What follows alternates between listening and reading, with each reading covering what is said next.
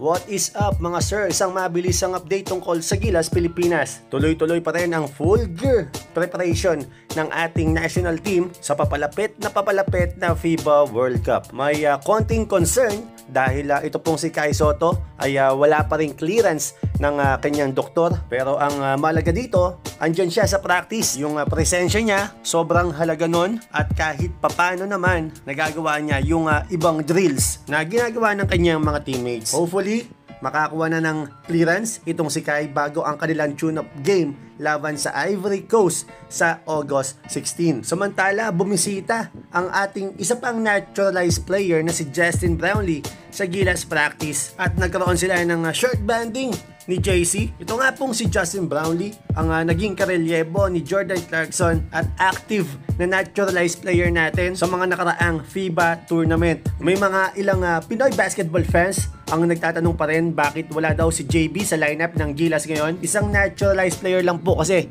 ang pwedeng i-active. At since nandyan na si Jordan Clarkson, ito pong si JB, he will not play dito sa World Cup. Pero sa Asian Games, maglalaro ito pong si Justin Brownlee. Bumisita din ang Pilipinas, ang ating women's football team na nagbigay ng karangalan sa ating bansa sa FIFA Women's World Cup na ginagawang inspirasyon ngayon ni Coach Chot Reyes sa kanilang magiging kampanya sa FIBA World Cup. Samantala, tinalo ng Spain ito pong Slovenia sa kanilang tune-up game 99-79. With 6 minutes left dito sa second quarter, up by 3 points ito pong Slovenia matapos ang dunk ni Luka Doncic. Medyo nasaktan ito pong si Luka.